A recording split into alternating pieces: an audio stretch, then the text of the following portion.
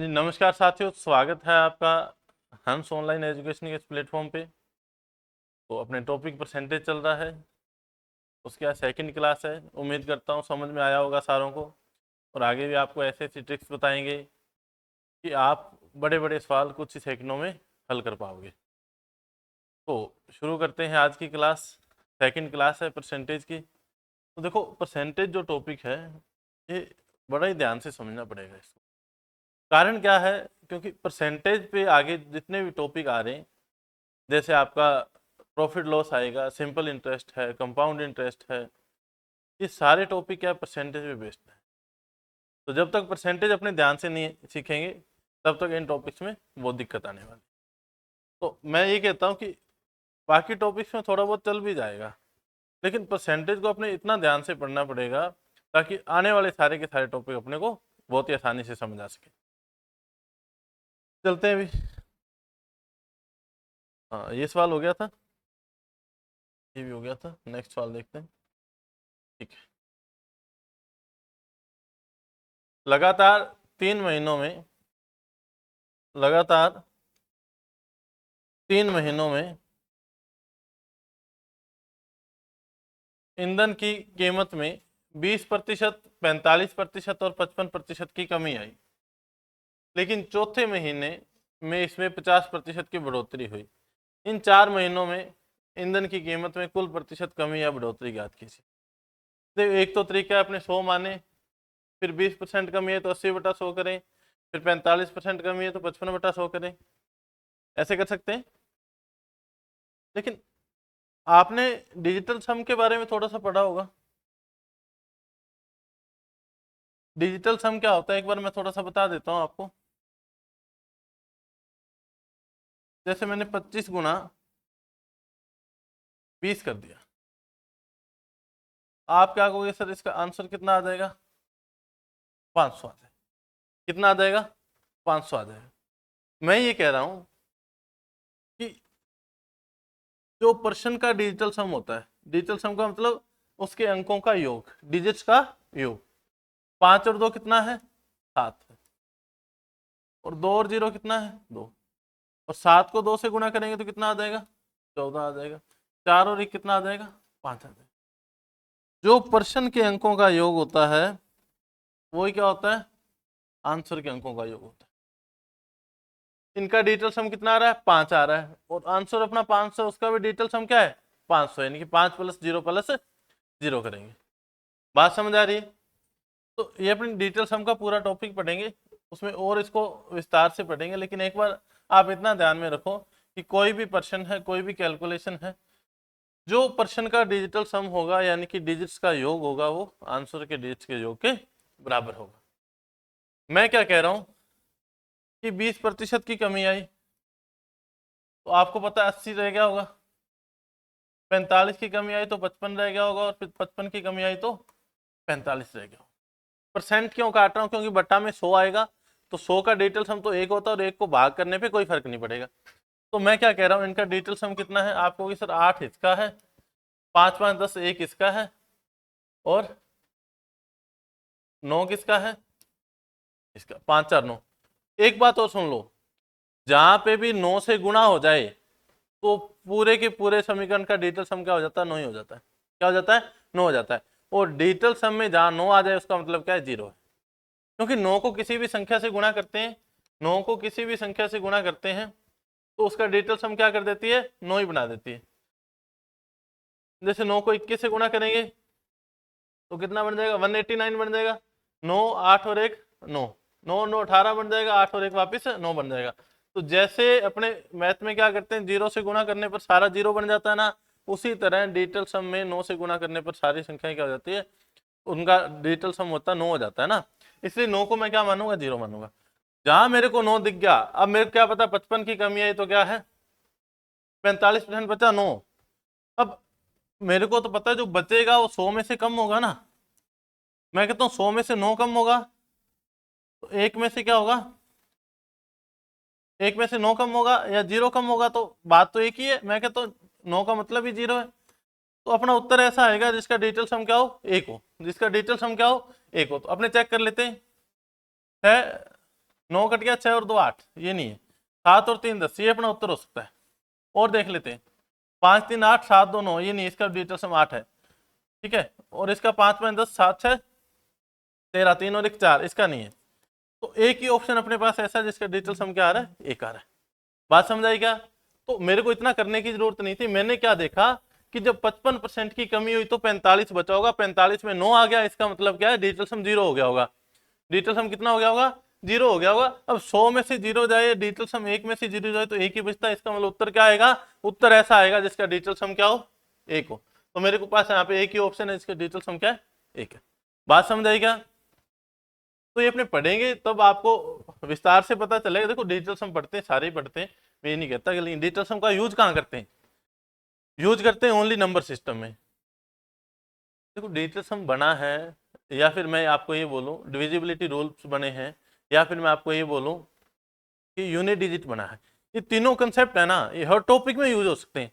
लेकिन अपने क्या करते हैं, अपने ओनली नंबर सिस्टम तक इनको सीमित रख दिया, इसलिए अपने किसी टॉपिक में लगा ही नहीं पाते। अगर आपको ये तीनों जो है, डिजिटल सम है, और आपका यूनिट डिजिट है, और डिविजिबिलिटी रूल है, ठीक है, रिमाइंडर रूल है, ये 3 4 कॉन्सेप्ट आपको पता है, तो मैं कहता हूँ आप बड़े से बड़ा सवाल देखते ही कर पाओगे। जैसे मैंने यहाँ पे कह दिया था कि 45 बच गया, इसका मतलब डिजिटल सम 9 बच गया, इसका मतलब क्या है, 100 में से 9 जाएगा, यानी कि 1 में से 0 जाएगा, तो डिजिटल सम 1 होना चाहिए, जो उत्तर आएगा उसका डिजिटल सम क्या होगा, 1 होगा, ठीक है। तो मैंने क्या कर दिया, डायरेक्ट 7 और 3 10 देखा तो इस पर टिक कर दिया।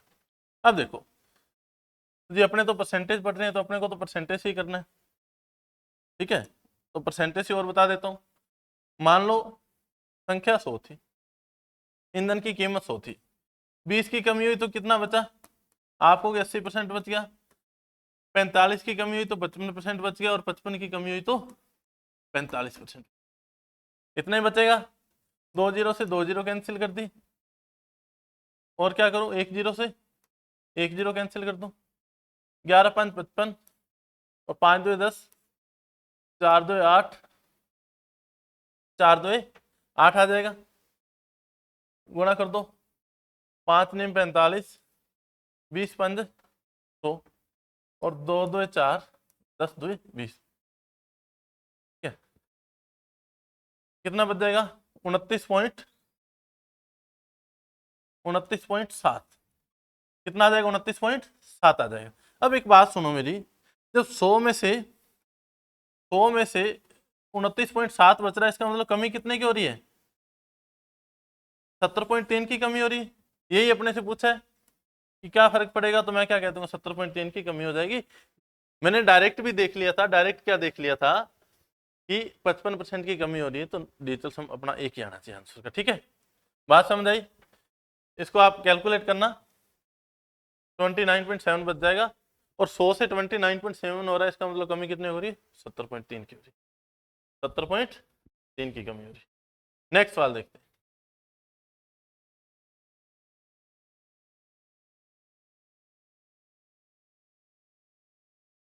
लगातार 3 महीने में ईंधन की कीमत में 15%, 12% और 10% की कमी आई, लेकिन चौथे महीने में इसमें 25% की बढ़ोतरी हुई। इन चारों महीनों में ईंधन की कीमत में कुल प्रतिशत कमी या बढ़ोतरी क्या थी, फटाफट से बता दो आंसर इसका।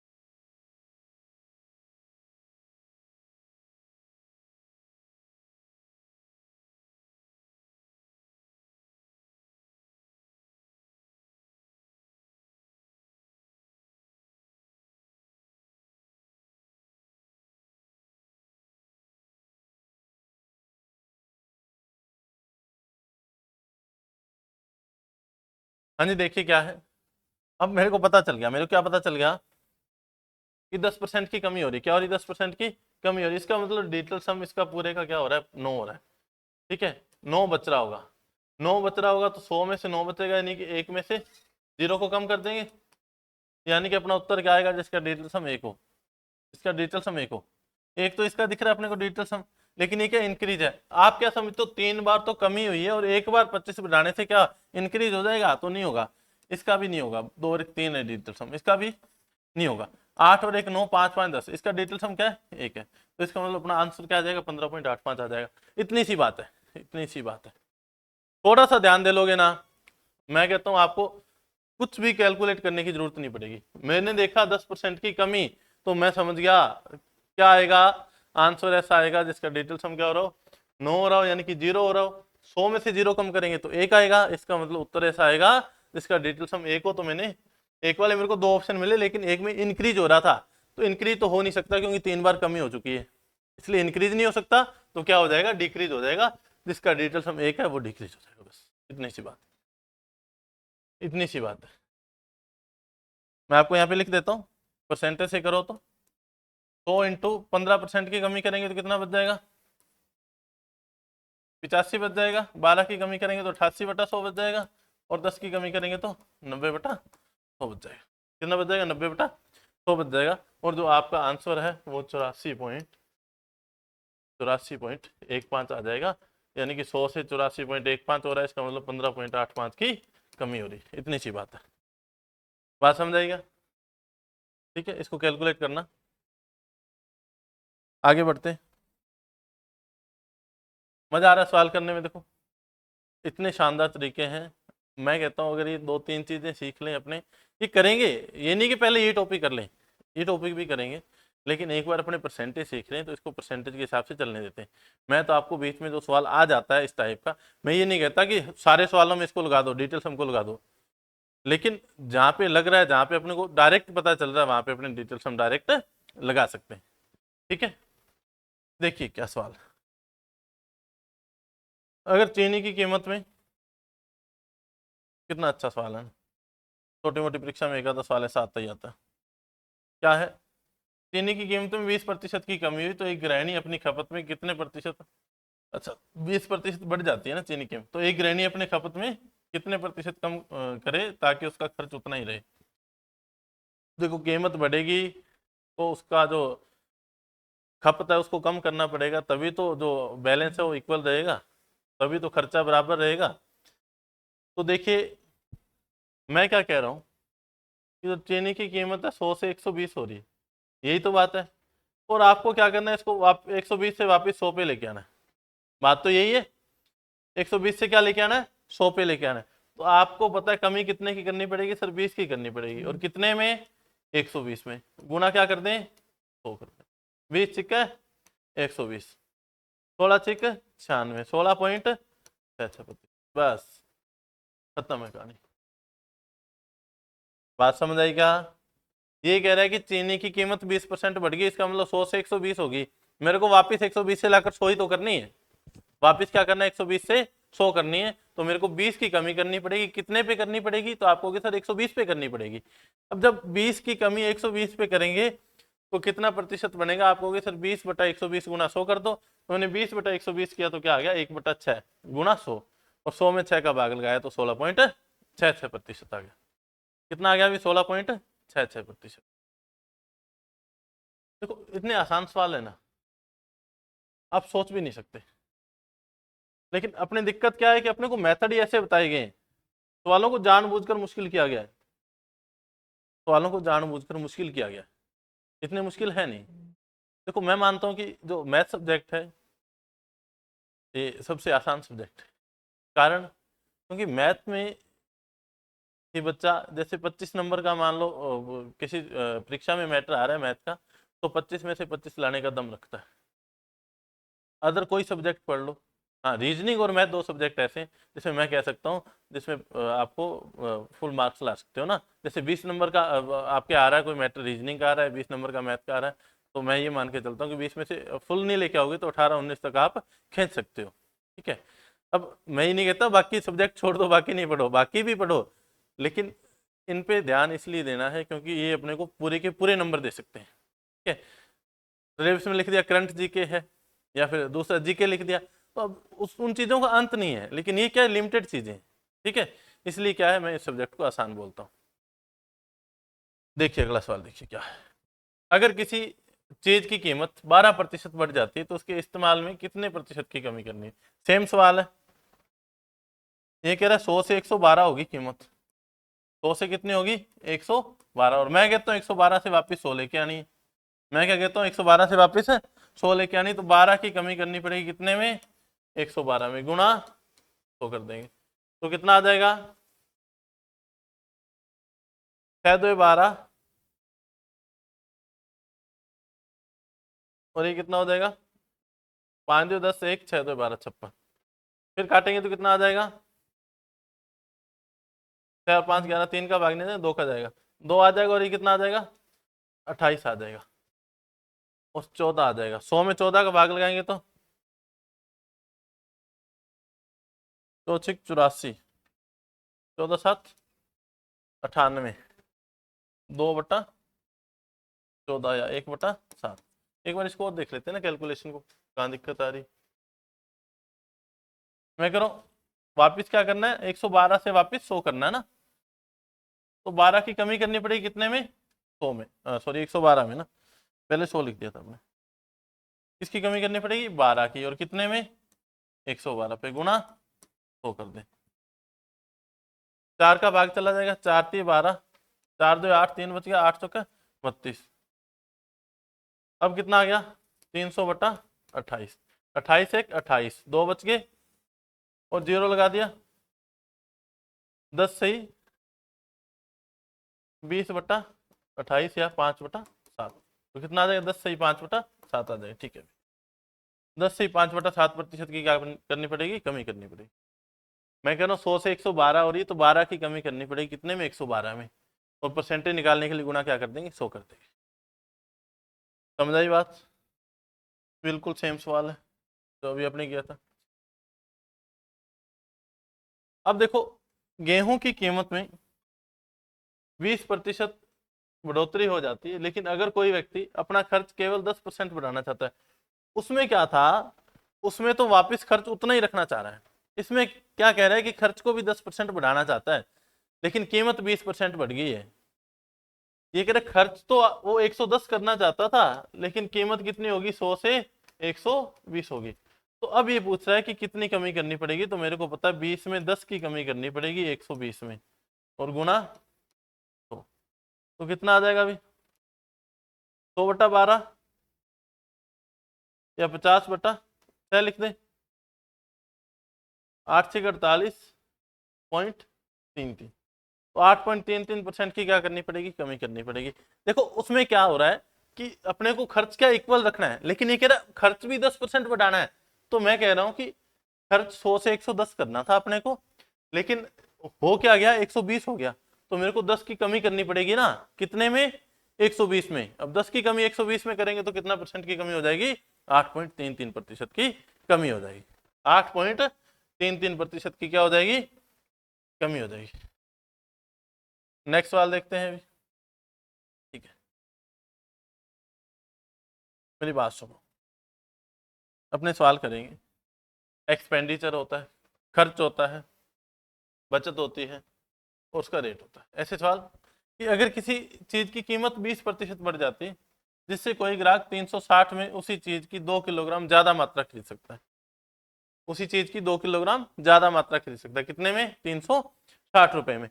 अब देखो ऐसे सवालों को करने के लिए मैंने अभी आपको ये दिखाया था कि जब एक्सपेंडिचर सेम है, एक्सपेंडिचर क्या है सेम है, यानी कि खर्च सेम है। 360 में पहले सामान ला रहा था, इसका मतलब क्या सवाल का समझा देता हूँ आपको। कोई व्यक्ति 360 रुपये लेकर दुकानदार के पास गया, बोला कि मेरे को सामान चाहिए, लेकिन उस सामान की कीमत क्या थी घट गई थी उस दिन। तो दुकानदार ने उसको पैसे वापस देना चाहा, वो कहता पैसे नहीं चाहिए मेरे को, तो इन पैसों का सामान और दे दो। क्या दे दो सामान दे दो। तो दुकानदार ने क्या किया 2 किलो सामान और दे दिया, 2 किलो सामान और दे दिया। ठीक है, अब खर्च तो उतना ही है ना, खर्च तो 360 ही पहले खर्च रहा था, अभी 360 खर्च रहा है, लेकिन क्वांटिटी में अंतर आ गया। क्या आ गया क्वांटिटी में अंतर आ गया। तो खर्च होता क्या है, मैं कहूंगा सर एक तो क्वांटिटी और एक जो उसका रेट है प्राइस है उसका गुणा ही तो खर्च होता है।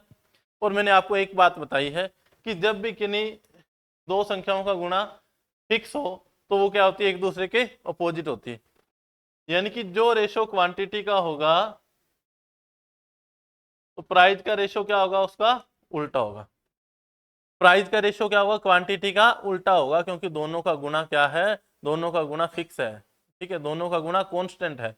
जब भी कोई दो संख्याओं का गुणा कांस्टेंट होता है तो एक बढ़ती है तो दूसरी क्या होती है, कम होती है। इसका मतलब एक दूसरे क्या होती है, अपोजिट होती है, एक दूसरे की क्या होती है, अपोजिट होती है। तो क्यू बराबर 1/p होता है और पी बराबर क्या होता है, 1/क्यू होता है। क्यू क्वांटिटी है और पी प्राइस उसका रेट है।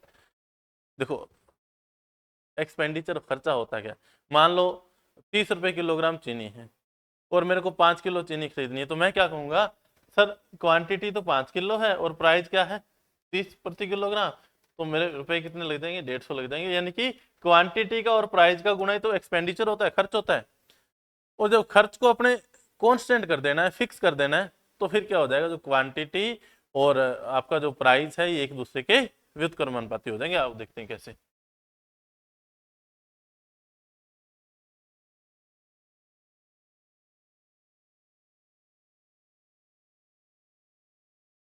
अगर किसी चीज की कीमत 20% कम हो जाती है, जिससे कोई ग्राहक 360 रुपए में उस चीज के 2 किलोग्राम ज्यादा खरीदता, तो प्राइस क्या हो रहा है, 20% कम हो रहा है। प्राइस क्या हो रहा है, 20% कम हो रहा है। तो प्राइस पहले 100 था, अब कितना हो रहा है, 80 हो रहा है। पहले प्राइस कितना था, 100 था, अब कितना हो रहा है, 80 हो रहा है। यानी कि इनका रेशो क्या है, आपको सिर्फ 5 और 4 का रेशो है। क्या रेशो है, 5 और 4 का। तो मैं कहता हूँ क्वांटिटी का रेशो क्या होना चाहिए, आपको सर ये तो उल्टा होता है, आपने अभी बताया। क्वांटिटी का रेशो क्या हो जाएगा, 4 से 5 हो जाएगा। ये क्या कह रहा है, 2 किलोग्राम ज्यादा खरीदता है, 2 किलोग्राम ज्यादा खरीदता है, तो इसका जो अंतर है एक, उसकी वैल्यू क्या है, 2। तो ये क्या कह रहा है, उस चीज की असली कीमत यानी कि पहले कीमत क्या थी, तो पहले क्वांटिटी कितनी थी, तो आप कहोगे सर क्वांटिटी पहले तो 8 किलोग्राम खरीदता होगा, जब एक की वैल्यू 2 है तो 4 की वैल्यू क्या है, 8 है। पहले 8 किलोग्राम खरीदता था, कितने रुपए में, 360 में। 360 में 8 किलोग्राम खरीदता था, तो कितनी रेट क्या रहा होगा, 8 से 32 8 45, यानी कि 45 रुपए प्रति किलोग्राम। पहले रेट क्या रहा होगा, 45 रुपए प्रति किलोग्राम रहा होगा। अब यहां से कुछ भी पूछ सकता है। जब मेरे को इतना पता चल गया कि प्राइस का रेशो 5-4 और क्वांटिटी का रेशो 4 और 5 है। क्वांटिटी का रेशो क्या है, 4 और 5 है। एक की वैल्यू 2 है, पहले क्वांटिटी 8 किलोग्राम खरीदता था, अब क्वांटिटी 10 किलोग्राम खरीद रहा है। अब बाद का पूछता तो मैं 36 रुपए किलोग्राम बता देता, 360 में 10 का भाग लगा देता, क्योंकि 360 में 10 किलो मिल रही है। पहले क्या था, 360 में 8 किलोग्राम कोई चीज मिल रही थी। बात समझ आई क्या। एक तो रेट पूछ सकता है, अभी मेरे से प्राइस पूछा तो मैंने क्या कर दिया, भाग लगा दिया। क्वांटिटी पूछ सकता है कि पहले कितनी चीनी खरीद रहा था और बाद में कितनी चीनी खरीदता था, तो क्वांटिटी बता सकते हैं। रेट पूछे तो रेट बता सकते हैं। इसलिए मैंने आपको ये रेशो का फॉर्मूला बताया है, ताकि आपसे कुछ भी पूछ ले ऐसे सवालों में आपके दिक्कत नहीं है। अदरवाइज इसको परसेंटेज से एक बार और बता देता हूँ, परसेंटेज से ये कैसे हो पाता। मैं कह रहा हूं कि प्राइस 20% कम हो गया, यानी कि 360 में से 20% रुपए बचने चाहिए थे ना, 20% रुपए बचने चाहिए थे। तो 360 का 20% कितना हो गया, आप कहोगे सर 72 रुपए बचने चाहिए थे, लेकिन 72 रुपए का उसने 2 किलो सामान दे दिया, यानी कि जो अब की कीमत है वो 36 रुपए प्रति किलोग्राम। अब की कीमत क्या है, 36 रुपए प्रति किलोग्राम है। डायरेक्ट वर्तमान कीमत पूछे तो मैं डायरेक्ट बता देता, लेकिन उसकी असली कीमत पूछी थी। क्या पूछा था, असली कीमत पूछी थी। तो अब कीमत कितनी है, 4 की वैल्यू 36 है, तो 5 की वैल्यू कितनी हो जाएगी, यानी कि 4 की वैल्यू क्या है, 36 है सवाल में। तो 5 की वैल्यू पूछिए, 5 की वैल्यू क्या हो जाएगी, जब 1 की 9 है तो 5 की क्या हो जाएगी, 45 हो जाएगी। पहली कीमत पूछिए 45 है, यहाँ भी 45 है। बात समझ आएगा।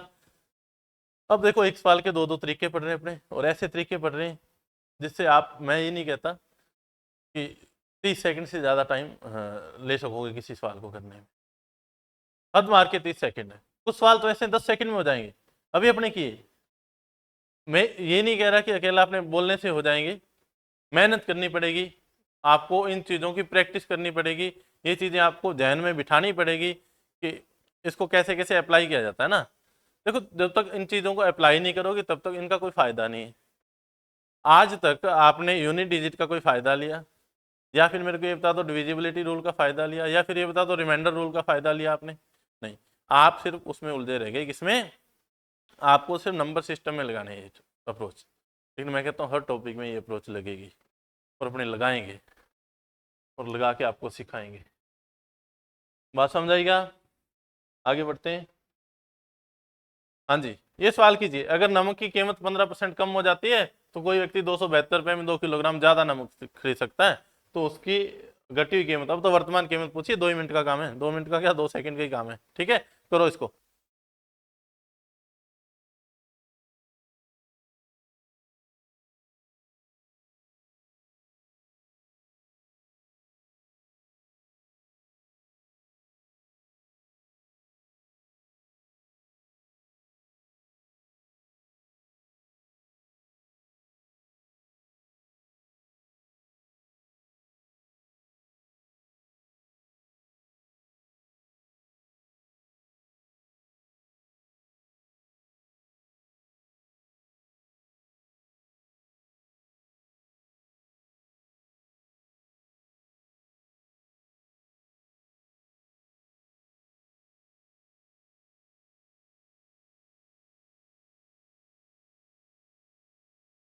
हाँ जी, देखिए क्या है सवाल, नमक की कीमत 15% कम हो जाती है, नमक की कीमत 15% कम हो जाती है, कर दें कम, 15% का मतलब क्या है, तो आप कहोगे सर 100 से क्या हो जाती है 85 हो जाती है, ये तो 15% होता है, कितना आ जाएगा 20 पंजा 100 और 17 पंजा 85। अब नमक की जो कीमत है, प्राइस है 20 से 17 हो रहा है, तो क्वांटिटी क्या होनी चाहिए 17 से 20 होनी चाहिए, क्वांटिटी क्या होनी चाहिए 17 से 20। अब 3 की वैल्यू क्या है 2 किलोग्राम, 3 की वैल्यू क्या है 2 किलोग्राम, तो 1 की वैल्यू क्या हो जाएगी आपको सर 3/2 किलोग्राम, चलिए 2/3 हो जाएगी, 1 की वैल्यू क्या हो जाएगी 2/3 हो जाएगी, मेरे को 20 की वैल्यू चाहिए, इनको क्या कर दूं 20 कर दूं, तो 20 दुए 40/3। अब कितने किलोग्राम खरीद पा रहा है 40/3 किलोग्राम, कितने रुपए में 272 रुपए में, जब 272 रुपए में 40/3 किलोग्राम कोई वस्तु आ रही है तो उसकी कीमत क्या हो जाएगी, तो आप कहोगे सर गुना कर दें, ठीक है, 0 पॉइंट लगा दें, 6 चौक 24, 3 8 चौक 32 और गुना करेंगे तो 8 3 24 4 आ जाएगा, और अपने उत्तर में लास्ट में एक बार ही 4। बात समझ आई क्या? मैं कहता हूँ पूरा गुणा करने की जरूरत ही नहीं है, मेरे को क्या पता चल गया 8 को 3 से गुणा करना है और एक पॉइंट है, तो मेरे को पता लास्ट में 4 किस में आ रहा है, एक ही ऑप्शन में आ रहा है, मैं डायरेक्ट टिक कर दूंगा, ठीक है, डायरेक्ट क्या कर दूंगा उसको टिक कर दूंगा। बात समझ आई? पूरा करके देखना, पूरा करके देख लो, कोई दिक्कत वाली बात नहीं है, ठीक है, 8 3 24 4 2 बच जाएंगे, 6 18 और 2 क्या आ जाएगा 20 और एक पॉइंट आ जाएगा, तो 20.4 या 20.40 एक ही बात है ना। बात समझ आई क्या? तो देखो मैं तो ये कहता हूँ कि आपको गुणा भाग करने की भी इतनी कम जरूरत पड़ेगी, आपका मन खुश हो जाएगा सवालों को इस तरीकों से करके ना, तो आप ये तरीके सीखो, ये तरीके आपको सीखने पड़ेंगे, सिलेक्शन चाहिए तो पेपर में टाइम भी बचाना पड़ेगा, ये नहीं कि आप वहाँ पे लगे हुए हो, इसकी 15% कम कर रहे हैं तो 85% हो रही है, ठीक है, फिर आपको समझ नहीं आ रही 272 का क्या करना है। बात समझ रहे हो? तो इन तरीकों से अपने सवालों को कैसे हल करेंगे, और मैं कहता हूँ हाईएस्ट 30 सेकंड का टाइम लगने देंगे एक सवाल में, ठीक है, बस जुड़े रहिए, वीडियो को शेयर कर देना, लाइक कर देना और कमेंट जरूर करना आपको क्लास समझ आई, कैसी लगी कैसी नहीं लगी, ठीक है, तो मिलते हैं नेक्स्ट क्लास में, थैंक यू।